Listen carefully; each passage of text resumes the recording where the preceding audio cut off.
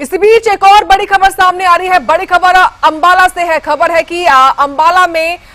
Blackout होना है। खबर है कि अंबाला में जो है जानकारी मिल रही है उसके हिसाब से रात 8 बजे से लेकर सुबह 6 बजे तक ये ब्लैकआउट होगा। पाकिस्तान से तनातनी के बीच में अंबाला में भी हमले की आशंका है और आशंका को देखते हुए हिदायत बरती जा रही है। अंबाला में भी ब्लैकआउट होगा। देखिए, इससे पहले कल सिरसा में ब्लैकआउट हुआ था और आज रात 8 बजे से सुबह 6 बजे तक अंबाला में ब्लैकआउट रहेगा। आशंका के बीच में एहतियातन हम लगातार अपने तमाम इलाकों को सुरक्षित कर रहे हैं और उसी क्रम में अंबाला में भी आज रात 8 बजे से सुबह 6 बजे तक ब्लैकआउट रहने वाला है। सुरक्षा के मद्देनजर ये शासन प्रशासन का महत्वपूर्ण फैसला है। रवि, फैसले के बारे में क्या जानकारी है, विस्तार से बताइए।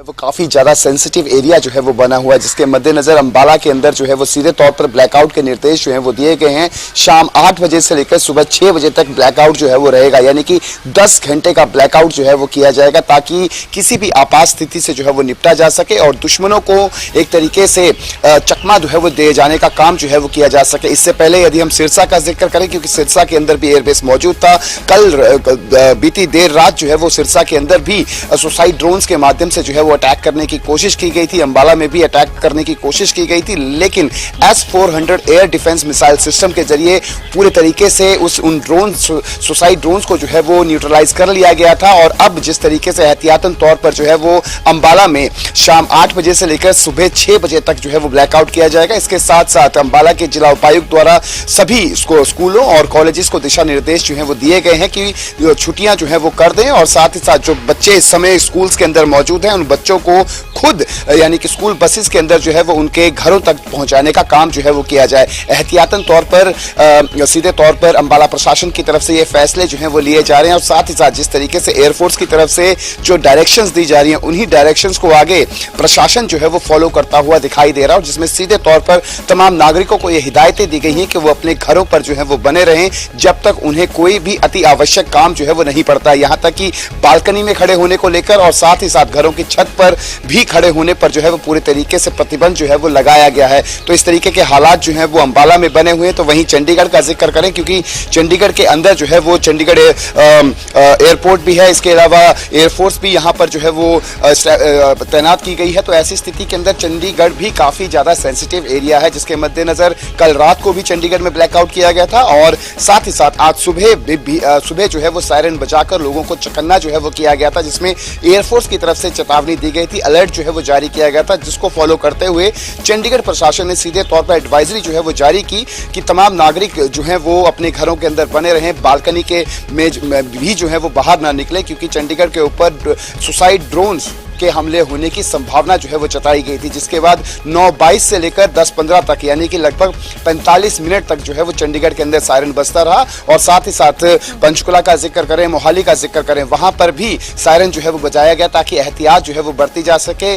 जो नागरिक अपने घरों के अंदर जो है वो रह सके, किस तरीके से खुद को जो है वो डिफेंस करना है उसको लेकर बाकायदा मॉक ड्रिल्स जो है वो पहले की जा चुकी हैं और नागरिक जो है वो उसको लेकर अवेयर हैं। तो जाहिर तौर पर तमाम नागरिक जो है वो सरकार की तरफ से जो भी डायरेक्शंस जो है वो दी जा रही हैं उनको फॉलो करने का काम जो है वो कर रहे हैं। इसी अवेयरनेस को लेकर सवाल है नरेश मेरा आपसे, अंबाला से आप बने हुए हैं लगातार, जो सरकार की ओर से ये एडवाइजरी जारी हुई है लोगों की सुरक्षा को लेकर ही, उसकी अवेयरनेस कितनी है अंबाला के लोगों को?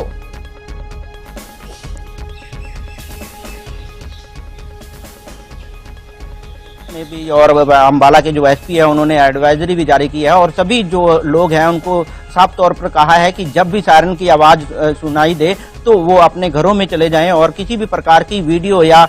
फोटो लेने के चक्कर में अपनी घरों की छतों पे या बाहर ना जाएं और जिस प्रकार से जो आदेश हैं सरकार की तरफ से दिए गए हैं उनकी पालना करें और कहीं ना कहीं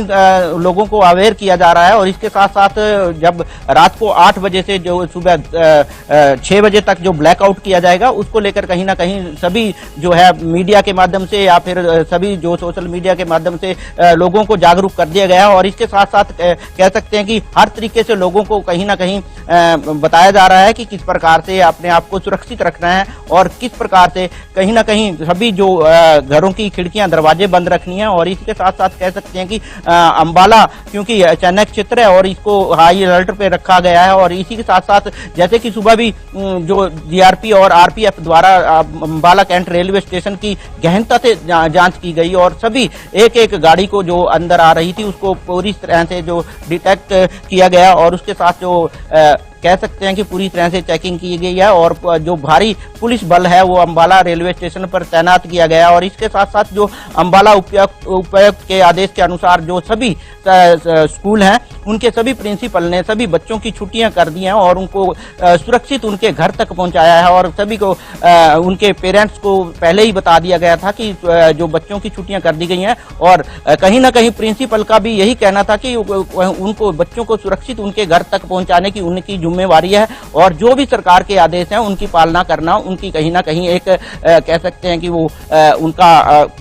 बनता है। जो भी कह सकते हैं कि उनके पालना करना, उनका आदेशों की पालना करना उनका फर्ज बनता है। और इसके साथ साथ अंबाला के लोगों की बात करें तो अंबाला के लोग काफी अवेयर हो चुके हैं कि जिस प्रकार से अंबाला में मॉक ड्रिल की गई और उसमें साफ तौर पर दिखाया गया कि किस प्रकार से अगर ऐसा कोई हादसा होता है या कोई अटैक होता है तो उसमें अपने आप को कैसे सुरक्षित रखना है। और इसके साथ साथ अगर फायर